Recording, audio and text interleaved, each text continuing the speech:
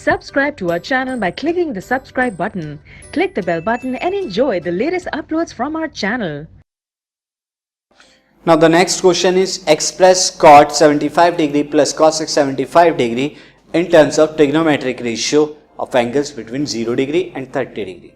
ये जो हमें cot 75 degree and cosec 75 degree का सम दिया हुआ है, हमें इसे एक्सप्रेस करना है ट्रिग्नोमेट्रिक रेशियो में, लेकिन एंगल क्या होनी चाहिए 0 डिग्री और 30 डिग्री के बीच में होने चाहिए. तो देखते हैं हम इसे कैसे करेंगे. तो फर्स्ट ऑफ ऑल मैं यहाँ पर लिख देता हूँ cosec 75 डिग्री, यानी अब 75 डिग्री को कन्वर्ट करना है कैसे भी करके 0 और 30 डिग्री के बीच में. तो उसके लिए तो स्टूडेंट आपको एक ही चीज इस्तेमाल कर सकते हैं, यहाँ 0 टू 30 डिग्री के बीच में करना है. तो आप यहाँ पर लिख दीजिए, मैं यहाँ पर जानता हूँ tan 90 minus theta. tan 90 minus theta वाले फॉर्मूले का यूज करूंगा जो cot थीटा होता है.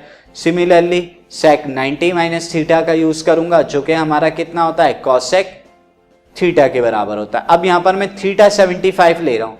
थीटा को अगर मैं 75 डिग्री के बराबर लूँ तो ये क्या हो जाएगा, cot थीटा cosec थीटा लिखे हुए, जिसे मैं क्या लिख सकता हूँ cot 75 degree plus cosec 75 degree. 75 degree theta के अकॉर्डिंग लिख रहा हूँ मैं, तो मैं लिख सकता हूँ यहाँ पे tan cot 75 डिग्री को 90 माइनस 75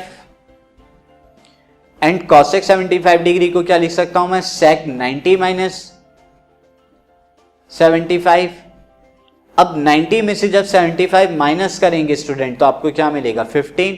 तो ये क्या हो जाएगा tan 15 डिग्री और दूसरा वाला भी sec 15 डिग्री हो जाएगा. अब आप देखिए उसे पूरी तरीके से ट्रांसफॉर्म कर दिया आपने.